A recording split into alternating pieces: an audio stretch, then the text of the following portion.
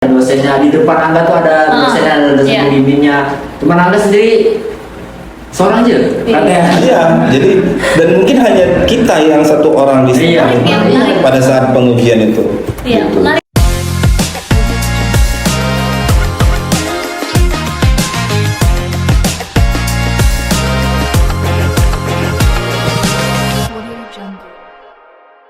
Halo teman-teman, welcome to Ngobras, ngobrol seru santai dan inspiratif bareng Popo Podcast Politeknik Ganesha Medan. Kenalin aku Mariza yang akan membawa acara ini hingga akhir, dan teman-teman perlu tahu juga bahwasannya program ini adalah program perdana ya, yang dimana ini baru episode pertama yang akan tayang di channel YouTube dan juga semua sosial media Politeknik Ganesha Medan. Jadi untuk itu teman-teman jangan lupa saksikan terus episode-episode selanjutnya setelah episode ini tayang. Pastikan untuk like, comment, and share, dan juga subscribe dan follow semua sosial media Politeknik Ganesha Medan. Oke, di episode pertama kali ini kita akan bahas sesuatu yang sangat-sangat keren teman-teman, yaitu pengalaman dari ajang FKPT International Mobility di Malaysia. Aku tahu nih teman-teman ya, di acaranya itu bukan cuma kompetisi aja loh, tetapi juga berbagai kegiatan positif lainnya seperti iProvex, CSR, workshop AI, bahkan visiting lecture. Jadi ini tuh benar-benar wadah kolaborasi dan inovasi yang benar-benar menginspirasi di kancah internasional. Dan yang lebih keren lagi teman-teman, kita kedatangan bintang tamu hari ini yang meraih project terbaik di kategori ICT and Sistem Maklumat. Langsung aja kita sapa, ada Bapak Riko dan juga Angga Hadiwijaya. Halo, sapa Pak. Oke, bagaimana kabarnya hari ini Pak Angga? Sehat. Alhamdulillah sehat, semangat. Semangat ya, baru pulang dari negara tetangga nih ya. Bagaimana nih Pak dan juga Angga perasaannya setelah pulang dari negara tetangga dengan membawa proyek terbaik, penghargaan terbaik untuk Indonesia dan terutama di Politeknik Ganesha Medan? Boleh Angga dulu. Rasa sangat bangga, sangat berkesan. Mulai dari Pak Riko dulu. Baik ya, jadi perasaan saya itu pertama senang pastinya ya, dan pengalaman pertama juga ke Malaysia. Walaupun dulu sempat ke Thailand dan transit sih sebenarnya di Malaysia, cuma transit aja. Jadi pengalaman di Malaysia ini luar biasa sih menurut saya, karena kita melihat budaya, kultur gitu ya. Betul. Kemudian juga kita melihat dari segi keilmuan, keperkembangan di sana, kita mendapatkan apa ya, perbandingan lah gitu. Jadi intinya luar biasa lah, pengalaman ini sangat berharga dan luar biasa padat juga ya kegiatan kita gitu. Jadi sebenarnya FKPT ini kita selalu mengikuti setiap tahun ke tahun. Dan saya juga baru pertama kali ikut dan baru tahu ternyata memang luar biasa padatnya kegiatannya, baik itu kegiatan akademik ataupun nanti liburannya gitu ya. Jadi kita hampir tiap hari itu apa ya, kayak ada kegiatan akademik, ada juga kegiatan liburannya gitu. Seru-seruannya ya. Seru-seruannya. Jadi banyak sekali, padat sekali kegiatan, dan jadi fisik itu betul-betul harus siap gitu. Artinya next ke depannya juga pasti ini akan ada lagi ya. Jadi makanya ini juga sebagai gambaran untuk adik-adik mahasiswa juga nanti yang mau ikut, supaya juga nanti bisa tahu seperti apa sih kegiatan di FKPT ini. Oke. Kalau saya lihat nih Pak ya, di FKPT International Mobility itu seperti Bapak katakan tadi, kegiatannya cukup padat banget ya, mulai dari kompetisi sampai juga workshop sampai seru-seruan liburan tadi Pak. Nah, boleh diceritain nggak Pak, sebenarnya event ini tuh skala besarnya itu seperti apa gitu? Oke, jadi ini sebenarnya kolaborasi ya antara FKPT, yaitu adalah Forum Kerjasama Perguruan Pendidikan Tinggi.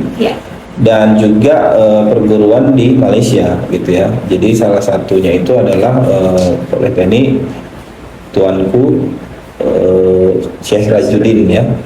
Dan mungkin sebelumnya bisa lebih dari satu kampus juga dari Malaysianya ya. Dari Thailand juga biasanya juga ikut. Cuman untuk tahun ini kemarin hanya Indonesia Malaysia gitu. Jadi tahun-tahun sebelumnya ternyata bisa lebih dari 2 negara gitu.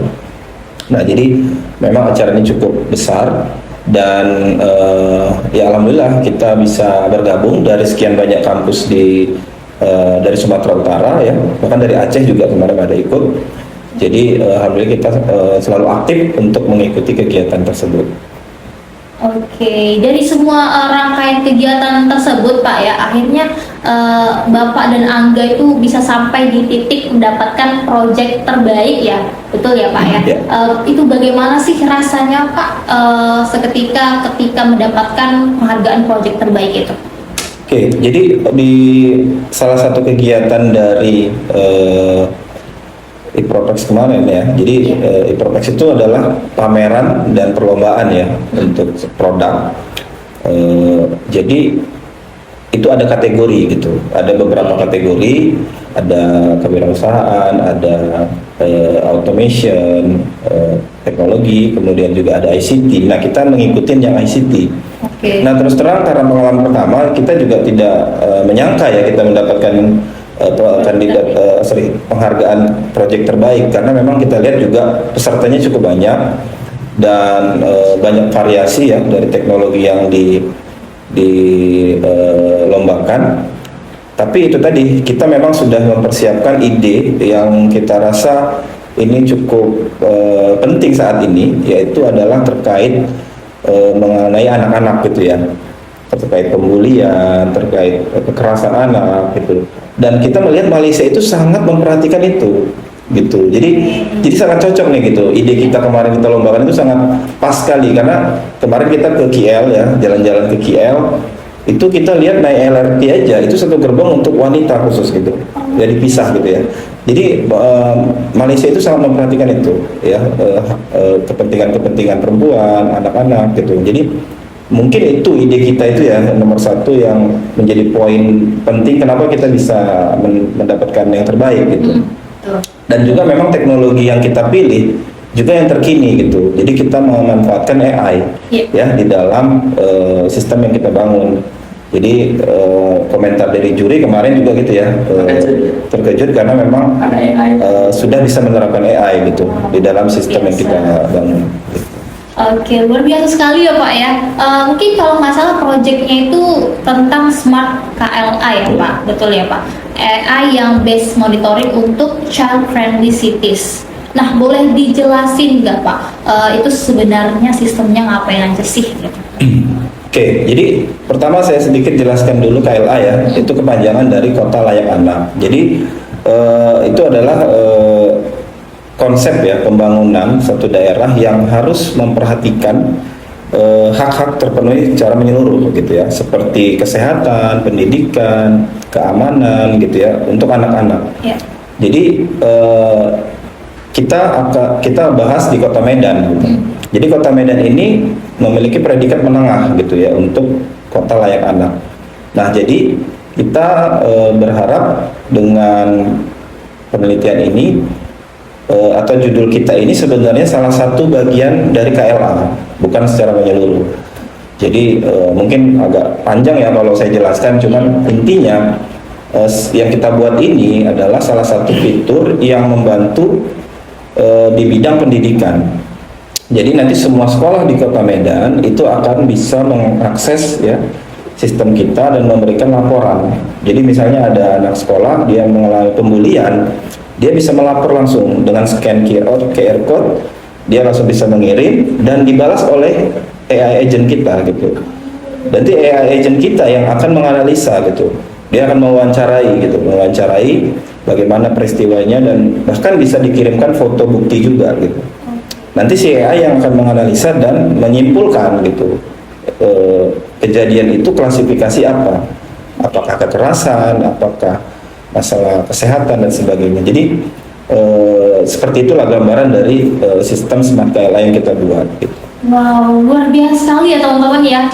Sistem keamanan yang berbasis AI untuk anak-anak dan juga khususnya ini untuk orang tua, bahkan lebih safety lagi untuk menjaga anak-anaknya lewat dari sistem ini. Nah, berarti ini lebih ke keamanan anak-anak ya Pak ya? Iya, jadi untuk melapor ya, karena kan selama ini kan mungkin anak-anak itu takut gitu ya. Iya betul. Dan di sistem kita ini bisa fitur anonim ya, jadi ditampilkan identitasnya gitu. Jadi mereka merasa aman gitu. Yang penting data ini dikumpulkan, dikalkulasi sehingga nanti ini langsung ke dinas nanti ya, misalnya ke dinas perlindungan anak. Jadi bisa dilakukan keputusan, misalnya penyuluhan lagi atau investigasi lagi lebih lanjut gitu ke dari data yang ada. Misalnya di dalam satu kecamatan itu banyak sekali laporan gitu. Ya, maka akan dilakukan tindakan gitu. Kan ada satgasnya juga ya untuk menindaklanjuti itu gitu. Oke, berarti si anak juga bisa melaporkan sendiri gitu ya, Pak ya? Oke, berarti nggak cuma teknologi aja teman-teman, sistem ini juga punya dampak sosial yang mengamankan kondisi anak-anak sekarang gitu, apalagi khususnya di Kota Medan ya teman-teman. Ini luar biasa banget sih Pak proyeknya. Kalau boleh tahu nih Pak ya, boleh diceritain fun fact di balik proyek ini atau ada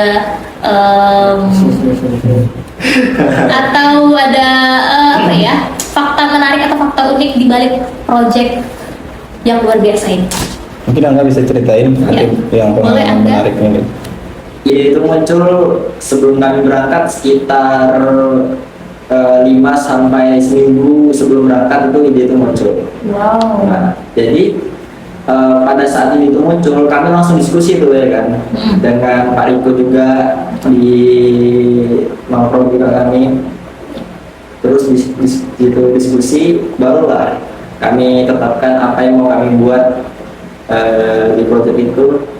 Setelah kita diskusi, akhirnya kita memunculkanlah judul proyek ini gitu. Setelah kita sebenarnya ketemu penggiat KLA. Gitu. Oke, berarti gak gampang ya Pak untuk mencapai apalagi mendapatkan ide proyek yang seperti ini. Kira-kira apa sih challenging-nya Pak ketika mendapatkan atau mengerjakan proyek ini Pak? Jadi sebenarnya satu gini, karena ini sesuatu yang baru ya, sesuatu yang baru bagi kami. Jadi kami harus belajar cepat gitu ya, mempelajari cepat nih informasi tentang KLA ini.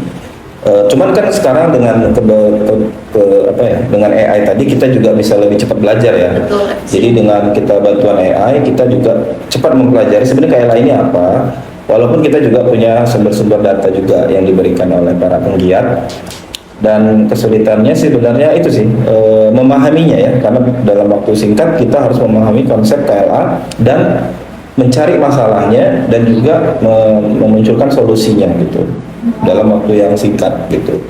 Dan memang untuk informasi FKPT sendiri ini memang waktunya agak cepat ya, tidak lama, baru-baru saja sih sebenarnya. Cuman karena kita juga ingin ikut, maka kita usahakan untuk ikut. Wow. Nah Pak, cukup tertarik ya Pak saya di bagian pengangkatan judul dan juga proyeknya itu berjalan seperti apa. Nah, bagaimana nih Pak antara kolaborasi antara dosen dan juga mahasiswa untuk membuat proyek yang menurut saya ini itu cukup singkat dan juga menarik gitu.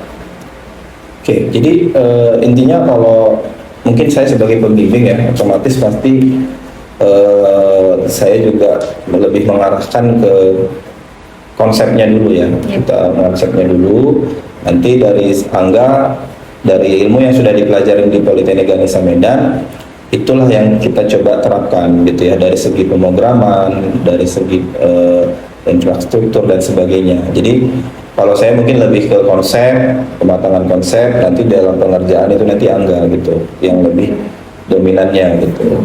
Kalau dari Angga sendiri bagaimana konsep pengerjaannya itu melalui komunikasi dengan dosen itu seperti apa? Awalnya kan Pak Riko ngasih ide, barulah Angga coba buat dulu kan sebisa Angga mungkin. Angga coba buat, barulah nih Angga tunjukkan ke Pak Riko. Pak, kira-kira ini sudah cocok nggak Pak? Proyek ini kira-kira ada yang kurang nggak Pak? Barulah di situ Pak Riko beri masukan. Luar biasa. Kalau misalnya ada yang kurang, ini misalnya yang kurang enggak, ini masukan tambahkan gitu. Dan Jadi Pak Riko awalnya hanya ngasih bimbingan, ide, itu baru Anda yang terapkan sampai di sekitar 70-80% baru dilanjutkan sama Pak Riko. Finishingnya lah. Pengujian. Oke, luar biasa sekali ya teman-teman ya, karya dari mahasiswa ya berbasis AI, apalagi bisa digunakan dan jadi dampak sosial bagi masyarakat juga. Oke, ada lagi nih Pak. Di sana nih Pak, selama di sana kan itu ada berbagai kompetisi, ada kegiatan kayak workshop AI dan juga CSR tadi ya Pak. Apakah itu sempat mengikuti juga atau bagaimana Pak? Ya, jadi dari sekian kegiatan itu memang tidak semuanya kita ikuti, ada beberapa yang kita ikuti. Salah satunya CSR. Jadi kita di sana terlibat untuk memberikan workshop kepada masyarakat untuk bagaimana mencari penghasilan dari rumah gitu. Jadi di sana kita dosen-dosen dari Medan itu coba menyampaikanlah masukan-masukan, tips-tips bagaimana kita mendapatkan penghasilan dari rumah menggunakan smartphone dan sosial media. Kemudian juga kita di sana sebenarnya melakukan juga MOU ya, perjanjian kerjasama dengan pihak kampus di Malaysia dan juga visiting lecturer. Jadi saya dan tim juga mengajar ya di kelas di kampus Malaysia, dan alhamdulillah setelah saya ngajar itu ada undangan berikutnya nih gitu. Jadi saya diundang untuk memberikan kelas secara online gitu ya, dan itu masih kita tunggu jadwalnya, dan itu jadi pengalaman yang luar biasa lah ya. Jadi kita diapresiasi untuk bisa lanjut ya memberikan ilmu, sharing, dan harapannya juga nanti dari Malaysia juga gitu ya. Jadi kita harap dosen-dosen Malaysia juga nanti bisa juga ngajar secara online ya, minimal ke mahasiswa Politeknik Ganesha Medan. Gitu. Oke. Dari semua itu nih Pak, ada kira-kira pengalaman yang paling berkesan itu di bagian mana? Di bagian orang-orangnya tuh di sana tuh sangat-sangat sopan, santun dari sangat bersih. Di Malaysia itu sangat bersih kan. Iya. Dan juga jalanan di situ semua rapi, itu yang kayak di Medan tuh kayak perbandingannya cukup jauh gitu. Iya. Untuk situasi dan juga negara di sana gitu ya. Mereka sangat ramah lah, sopan gitu. Ada juga seperti itu ya. Jadi kayak sebagai, kalau dosen itu kan sebagai peneliti dan sebagainya. Jadi seolah muncul keinginan gitu ya, kontribusi gitu ke minimal Kota Medan gitu ya kan. Apa yang bisa kita kontribusi untuk mendekati seperti di sana gitu. Ya, mungkin dengan aplikasi, dengan sistem edukasi gitu ya, bisa membantu merubah gitu ya perilaku warga Kota Medan. Karena kita tahu ya situasi saat ini sangat memprihatinkan, begal di mana-mana, pengangguran dan sebagainya. Harapan kita dengan sistem ini juga ada kontribusi nanti ke situ ya. Jadi karena kita ini rumah kita gitu ya kan. Jadi kita berharap juga bisa seperti Malaysia gitu ya, bisa nyaman, bisa bersih, dan merokok itu sangat dilarang di sana gitu ya. Jadi semua tempat itu dilarang merokok ya. Jadi hanya sedikit space untuk merokok. Jadi itu kan sebenarnya memberikan hak ya kepada orang lain yang tidak merokok untuk bebas dari asap rokok gitu. Nah, jadi itu sih yang kita dapat, sehingga kita timbul gitu, apa ya yang bisa kita lakukan gitu untuk Kota Medan agar bisa meniru lah gitu ya apa yang baik dari Malaysia gitu. Iya, luar biasa sekali ya teman-teman ya, sangat berkesan dan juga menginspirasi kita semua. Nah Pak, bagaimana sih perasaan Bapak dan juga Angga waktu pada saat pengumuman proyek ini menjadi proyek terbaik ya? Boleh diceritain dari Angga dulu mungkin? Itu kami dapat kabar. Kami dapat kabar dari HP. Oh, dari handphone, dari mereka ya secara online. Jadi kami nggak ikut closingan di sana. Iya, tidak ikut closing gitu, karena kita sudah memesan tiket lebih dahulu karena ada situasi lah ya. Jadi sehingga kita memutuskan untuk berangkat lebih awal gitu. Jadi memang sebenarnya menarik sih momennya itu. Ketika kita di perjalanan, itu kita dihubungi oleh mahasiswa dari Malaysia. Dari teman-teman Angga di sana. Video call kan. Cuman kita tidak sempat dokumentasi ya. Jadi mereka yang memberikan ucapan selamat gitu. Di situ kayak rasanya, wih gitu di pas pula itu lagi di mall kan. Jadi kayak mau murah-murah jadi kayak murah nggak bisa. Kita mau belanja itu nggak fokus belanja jadinya. Oh, belanja oleh-oleh ya Pak ya? Iya, jadi nggak fokus tuh gara-gara kita dihubungi karena kita nggak menyangka juga Iya, gitu. kita lagi Menang gitu. jalan di mall kan tiba-tiba. Dan yang terbaik lagi gitu. Iya. Enggak, awak dapat proyek terbaik nggak gitu. Ih serius gitu ya, langsung nggak VC orang tuh kan. Betul lah, aku dapat proyek terbaik. Iya, aku dapat proyek terbaik. Wis, bisa lah kayak nggak nyangka gitu. Nggak nyangka. Pertama kali terlintas itu di pikiran apa Pak? Ya awalnya sih kita yakin nggak yakin. Iya, soalnya karena kalau dari proyek-proyek sebelah juga kayak oke juga gitu. Saingan-saingan di luar ya? Bagus juga. Oke. dan apa ya karena kita pengalaman pertama prepare kita juga kayaknya sedikit kurang gitu ya dari ternyata itu booth kita harus didesain segala sedemikian rupa ya kan kita ya sederhana aja gitu ya cuman satu laptop dan banner udah cukup kalau mereka tuh ada bunga dekorasi gitu ya ada permen lagi untuk jurinya gitu ya. Sangat ini ya Pak, prepare ya? Jadi kita ya nggak nyangka lah gitu ya dengan sederhana itu kita bisa menang itu luar biasa sih bersyukur gitu ya. Dari stand yang sangat-sangat sederhana gitu bisa dapat menang kan. Tapi dari Angga sendiri ngerasain nggak oh, ini kayaknya jadi benar-benar jadi proyek terbaik nih kalah nggak mungkin menang nggak kaget gitu ada nggak terlintas seperti itu? Ada kepedean juga pastinya. Ada kepedean ya iya. Juga. Dan sistem yang kami bawa tuh hanya itulah modal PD-nya gitu ya Pak.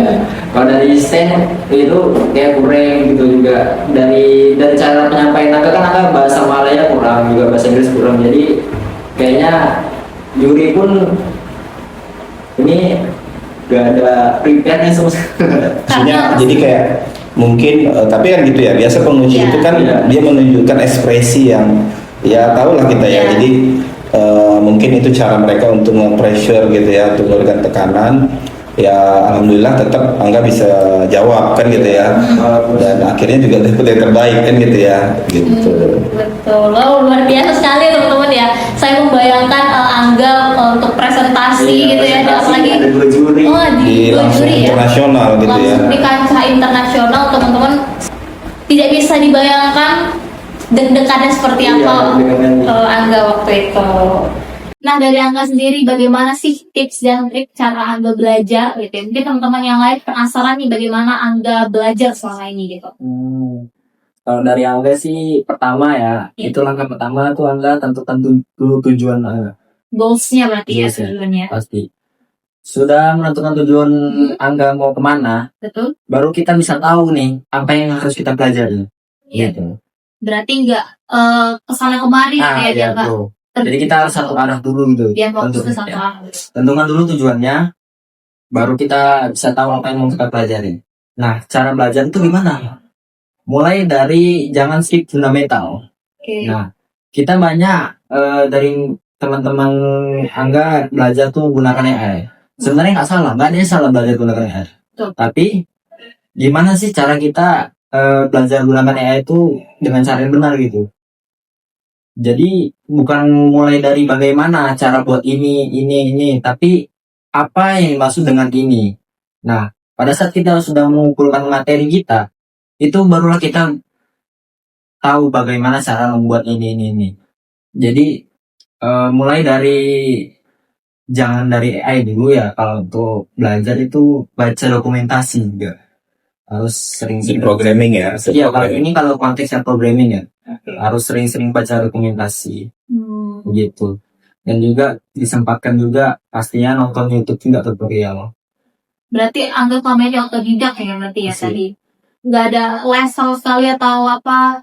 Iya otodidak. Otodidak semuanya dari YouTube gitu ya? Dari Karena YouTube baca dokumentasi dan juga belajar dari AI itu AI nggak bikin kita jadi dapatkan pembelajaran enggak.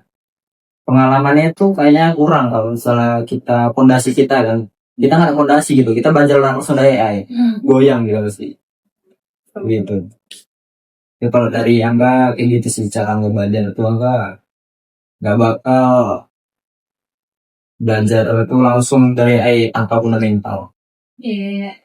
Oh, Jadi pada saat fundamental kuat, ya kita nggak masalah belajar dari AI gitu. Kita kuatkan dulu fundamental kita, barulah kita belajar dari AI. Itu nggak masalah sih. wow, luar biasa ya teman, bisa ditiru ya teman-teman ya cara dan juga tips belajar dari Angga, yang mana kita tidak langsung belajar plong dari AI, tapi kita harus punya dulu nih fundamental untuk mempelajari AI tersebut gitu, baru kita aplikasikan ke sistem pembelajaran kita tuh seperti apa. Jadi pada saat Angga mau keluar negeri nih, reaksi orang tua tuh seperti apa gitu? Reaksinya tuh pada saat Angga udah menang. Jadi sebelum Angga menang tuh reaksi itu masih biasa-biasa aja gitu, kayak Angga di mana, kabar-kabaran aja gitu. Misalnya Angga di sini dah, udah makan belum, gini. Jadi reaksinya tuh pada saat Angga udah bikin SW, congratulations buat diri sendiri. Disitulah baru orang tua nge-screenshot SW Angga, langsung dibuatkan SW. Panjang tuh kata-kata itu. Disitulah. Wajar sebagai orang tua mengapresiasi anaknya gitu. Iya. Jadi pada saat Angga, ini kan pertama kali ya, pertama kali keluar negeri ya, first time negeri, job. Bagaimana pandangan Angga di negara Malaysia? Orang-orangnya itu Kak, sangat-sangat lama. Kita ingat, kita buat jalan aja, jalan ke manapun itu ada jalannya, ada tuntunannya gitu. Jadi kita nggak bisa sembarangan kayak nyebrang. Kita nyebrang tuh harus lari zebra cross, harus gitu. Jadi orang lain nih kok rapi kali gimana tuh? Tertib gitu ya? Ya tertib kali gitu. Nggak naik medan? Iya naik medan, nyebrang aja gitu. Kayak jalan mau kesini ya tinggal jalan. Ini sana tuh kayak rapi kali gitu. 11-12 sama Jepang Pak. Dan satu ini ya, kita perhatikan tuh, hampir setiap rumah, mau yang besar kecil, itu ada mobil di depan. Asli ada mobil. Kayak orang tua. Jadi tingkat kesejahteraannya kelihatan ya, maksudnya dan lumayan sejahtera gitu. Jadi itulah yang merasa kita tuh sedih gitu kan. Ya, ke Medan gitu ya kan, masih banyak yang sulit dan sebagainya. Dan bahkan nggak Grab sepeda motor nggak ada, gitu. Grab mobil. Sedikit maksudnya. Yang saya nggak melihat di sana gitu. Kalau di sini kan di Jakarta ya, kayak lautan ini kan, level kan gitu. Jadi kalau di sana kita susah nyari, dan saya cek di aplikasi nggak ada gitu. Grab motor itu. Iya, gitu. Cuma ada mobil aja. Mobil aja. Iya. Mobil aja kan. Jadi dari situ kita lihat tingkat kesejahteraannya pasti kan. Dan mereka kan sudah produksi mobil kan, program itu ya. Jadi mungkin itu harganya murah, kemudian pajaknya juga lebih murah gitu. Jadi mereka lebih untung beli mobil gitu, dibandingkan sepeda motor gitu. Jadi itu sih satu yang pengalaman yang menarik gitu ya. Dan tetap balik lagi ya sebagai dosen itu kayak kapan ya gitu Medan seperti itu, dan transportasinya ya sudah canggih segala macam, dan budayanya ya setiap makan dimanapun itu harus buang sendiri. Iya, kita bisa beresin sendiri dimanapun ya, bukan hanya di kafe tapi di acara gitu ya, di acara-acara itu kita terbiasa seperti itu. Ini luar biasa. Dan juga di sana sedikit rumah-rumah kecil itu orang-orang di pinggir jalan tuh yang berjualan. Sedikit ya? Iya, kita nyari kedai di sana susah minta ampun kan? Sudah teratur ya, sudah ditentukan. Kedai-kedai kecil grosir itu susah kali ya. Jadi buat nyari kebutuhan sehari-hari. Karena kita kendaraan, gitu. sebenarnya karena kendaraan ditambah ini ya. Kalau punya kendaraan mungkin gampang ya. Tapi kan jauh Pak. Iya, Cari supermarket dulu, nggak ada grosir di sana Pak. Nah, tadi ada bilang kalau bahwasannya pada saat berangkat itu delay. Nah, ketika delay berapa jam ya delaynya? 6 jam. 6 jam ya Pak? Nah, itu delaynya ngapain aja sih Pak? Saya penasaran Pak. Ya. Gak mau saya untuk aja ngerjain tugas. Ngerjain tugas? Iya. Ngerjain project itu, bukan? Iya. Ngerjain tugas lain ya? Iya, tugas lain. Enggak ya? Jadi ya itu sedikit kecewa gitu ya tentang maskapai itu, karena memang dari awal mereka sudah memperkirakan 6 jam gitu. Dari awal sebelum keberangkatan dikabari langsung nanti itu langsung Dan itu baru terjadi, kayaknya baru pengalaman pertama. Dan saya tanya juga penumpang lain gitu. Jadi baru ini kejadian kayak gitu. Sudah langsung diperkirakan 6 jam gitu. Itu pengalaman lah ya. Cuman intinya kita selalu bilang bersyukur aja yang penting aman-aman aja. Karena katanya itu ada masalah teknis kan pesawatnya kan. Gitu. Jadi kan ya syukur-syukur ketahuan gitu ya. Ketahuan itu ada masalah diperbaiki gitu daripada nggak ketahuan gitu. Jadi kita positif thinking aja lah gitu. Dengan keterlambatan itu ya udahlah, walaupun kita nggak bisa puas jalan-jalan karena kan rencananya itu kita berangkat itu ke KL jalan-jalan dulu pagi sampai sana jalan-jalan, jadi puas gitu. Malam berangkat ke Perlis gitu. Jadi kami tidur di perjalanan. Ternyata sampai di sana itu sudah di atas jam 6 sore gitu. Jam 9 kita nyampe KL, Pak. Udah sampai KL udah malam ya. Jadi ya udah jalan-jalannya cuma satu tempat aja. Terus langsung gerak ke LCC ya. Jalan-jalan ke mana tuh, Pak? Ke Menara Queen. Menara Kubat ya. Dan di situ kita langsung berangkat ke Perlis. Ya, ada foto yang sempat foto, Pak. Ini dia fotonya. Macam ini dia foto ya. Nah, pada saat pulang nih Pak ya kan udah selesai nih acara semuanya seluruhnya kegiatannya dan yang unik juga tadi saya dengar pada saat pengumuman itu sudah berangkat pulang ke Indonesia lebih awal. Jadi sedikit apa ya? Sedikit kecewa tapi bangga gitu ya karena pengumumannya pada saat kita sudah pulang. Nah, itu bagaimana Pak? Itu gini, Bagaimana? kami pas pulang itu Angga ya, Angga udah, ya udahlah, gak ngaruh gitu, udah serius lah. Udah pulang nanti, serius nih, kita gak ikut closingan Pak, udah gak apa-apa lah. Udah pas udah mau perjalanan pulang tuh lagi belanja di mall, nggak nyampe Penang kan. Ya udah, awak dapat penghargaan gak, berharap jadi proyek terbaik di situ baru. Kok bisa sih serius sama nama Meji ya? Serius. Baru habis dikabari, itu Pak, Pak. Pada saat itu posisi di mana Pak? Di mall? Di mall di Pinang ya, sebelum ke bandara. Dan satu nih tambahan ya. Apa itu Pak? Jadi sebenarnya pada saat presentasi itu dosen boleh mendampingi nih. Tapi entah kenapa saya memang berniat itu membuat ini jadi momen pembelajaran untuk Angga gitu. Jadi saya sengaja nggak dampingin. Karena saya takut kalau saya dampingin saya lebih banyak menjelaskan gitu. Jadi kalau saya pribadi yang utama itu adalah pengalamannya gitu, ilmu atau pengembangan peningkatan gitu ya kemampuan dari Angga sehingga dengan mengikuti kegiatan ini kepercayaan diri meningkat, wawasan. Tapi kalau nanti saya yang langsung turun pasti dia akan kurang tuh pengalamannya. Jadi sengaja tuh saya pada saat penjuri saya mundur. Oh seperti itu. Gitu. Berarti teman-teman yang lain yang di sana Malaysia itu mau didampingi juga sama dosennya gitu. Kalau Angga enggak, saya biarkan sendiri dia. Berarti Angga sangat mencari. Iya, ini yang di sebelahnya ada dosennya, di depan Angga tuh ada dosennya, ada dosen pembimbingnya. Cuman Angga sendiri seorang aja, Iya, jadi dan mungkin hanya kita yang satu orang di sini pada saat pengujian itu. Iya, gitu. menarik banget Sendiri, ya. Oke. dari teleponan.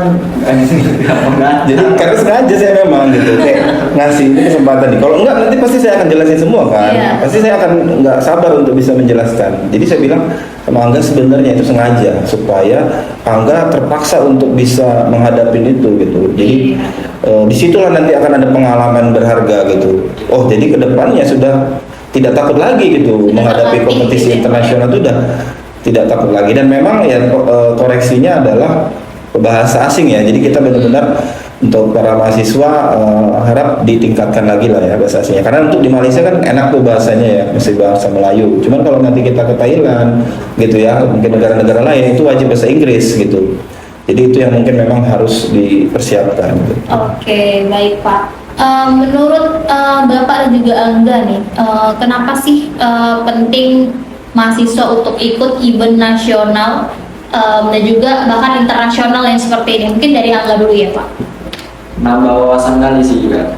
Betul-betul kayak ini pengalaman yang bakal ningkatin diri kali betul. Ningkatin value ya, apalagi branding juga. Bagus gitu ya kan. Mungkin dari Bapak sendiri? Ya gini ya. Jadi kalau saya melihatnya malah justru saya semakin pede gitu. Ya. Pede itu maksudnya gini. ternyata nggak sejauh itu kita perbandingannya dengan sana gitu dari segi keilmuan. Karena dari materi yang saya sampaikan di visiting lecture itu juga ya saya melihat pada baik mahasiswa dosen itu mungkin masih belum menguasai juga gitu dari materi yang saya sampaikan. Jadi artinya ternyata nggak sejauh itu nih kita ketinggalan gitu ya. Maka mungkin kita lebih di atas mereka, cuman mungkin dari kebudayaan tadi kita mungkin lebih banyak yang malas gitu ya, tidak pede gitu. Jadi justru dengan kita kesana itu malah meningkatkan kepercayaan diri kita gitu. Ternyata nggak sejauh itu sih perbandingannya, sehingga kita, dan saya selalu ingatkan kepada mahasiswa untuk target itu bisa berkarya di internasional memang. Contoh di programming, ini kan kita di manajemen informatika ya, jadi salah satunya skill adalah programming. Saya bilang sama mahasiswa untuk target kalau bisa kerja luar negeri, by remote gitu ya, nggak harus kita pergi ke luar negeri. Nah, jadi Malaysia bisa jadi salah satu target gitu, karena kita lihat teknologinya juga kita nggak kalah gitu, jadi nggak kalah dengan mereka. Jadi justru dengan perbedaan mata uang itu ya, jadi sebenarnya lumayan tuh gitu ya kalau kita bisa bekerja secara online minimal ya di Malaysia gitu. Jadi saya harap ini akan terus dilakukan ya, terutama di Politeknik Ganesha Medan untuk mengikuti sebanyak mungkin kegiatan internasional. Gitu. Siap, mantap, luar biasa sekali ya teman-teman. Insight kita hari ini tuh benar-benar luar biasa banget, gak terasa ya waktu terus berjalan, ya udah mau closing aja nih Pak gitu. Buat mereka yang masih ragu dan juga insecure untuk mengembangkan diri dan juga ragu sama potensi mereka Pak. Baik, jadi balik lagi ya, semua kegiatan kita ini tentunya pasti untuk meningkatkan kemampuan, pengalaman, skill, soft skill gitu ya. Dan dengan adanya kegiatan internasional itu memang impactnya lebih besar dia gitu. Jadi dibandingkan hanya di lokal atau nasional gitu. Jadi selagi ada kesempatan ya, peluang, saya harap semua mahasiswa di Ganesha berani gitu, berani coba. Jangan pikirkan dulu menang kalahnya gitu. Seperti kita nih, kita nggak memikirkan itu. Justru kita memikirkan matang-matang konsep, ya kan, manfaat lah ya. Jadi bukan kecanggihannya yang perlu, tapi seberapa besar manfaat karya yang kita buat gitu. Dan kemudian tapi teknologi tetap juga kita harus update gitu ya, jangan sampai kita ketinggalan. Nah, jadi pesan saya ya terus mempelajari sesuatu yang baru ya, terbiasa mempelajari sesuatu yang baru dan terus pelajari fundamental gitu ya. Dengan adanya AI jangan kita terlena gitu. Jadi saya sampaikan juga kepada mahasiswa di Malaysia, saya mengajarkan AI, tapi saya bilang kalian harus kuasai fundamental. Tidak boleh kita tidak mengerti dasar ya, karena nanti kita akan seperti dibutakan gitu. Jadi kita tidak paham sebenarnya apa yang kita buat gitu. Jadi itu ya pesan saya, terus belajar, berani, dan niatkan itu untuk memang mencari pengalaman, koneksi gitu ya, relasi dan sebagainya. Ya, jadi mungkin itu saja. Jadi ayo semua anak-anak Politeknik Ganesha ya untuk lebih berani, semangat berkompetisi. Karena dengan kompetisi itulah kita tahu ya kemampuan kita sejauh mana, sehingga kita bisa lagi meningkatkan kemampuan kita. Oke, mungkin itu aja dari saya. Mungkin kalau dari Angga ada pesan untuk teman-teman yang menonton ini, yang masih ragu atau insecure, boleh kasih pesan-pesan? Jangan pernah takut untuk mencoba gitu juga. Jangan pernah takut untuk mencoba ya. Pada saat skill kita tuh masih kurang, kita anggap kita nggak pede gitu. Jangan takut untuk mencoba. Kita masuk aja, kita daftar aja langsung, kita langsung lakukan aja. Pada saat kita sudah terjun, di situ mungkin kita bakal lebih semangat dan ke pressure harus belajar dari situ. Jadi nggak harus kita harus nunggu skill matang dulu, tapi coba aja dulu baru skill matang. Nah, iya. Mantap ya. Wow, luar biasa. Terima kasih Angga, terima kasih Pak Riko.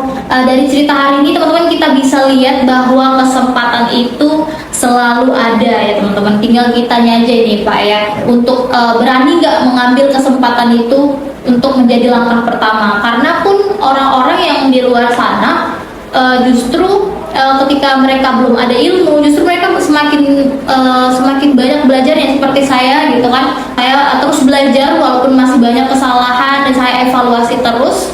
agar bisa menjadi versi terbaik diri kita sendiri, seperti itu. Dan ternyata teman-teman dari kampus pun ya, dari kampus biasa maupun yang luar biasa, kita bisa sampai ke level nasional maupun level internasional, bahkan bisa menjadi yang terbaik teman-teman, di antara yang terbaik. Terima kasih banyak Bapak Ya, Riko, sama-sama. kepada Angga juga atas sharing sessionnya pada hari ini ya, yang akan tayang di channel YouTube kita, Politeknik Ganesha Medan. Untuk itu jangan lupa juga untuk follow Instagram Politeknik Ganesha Medan, dan follow Instagram Bapak Riko dan juga Angga, boleh dicantumin nanti ya, ada di bawah sini.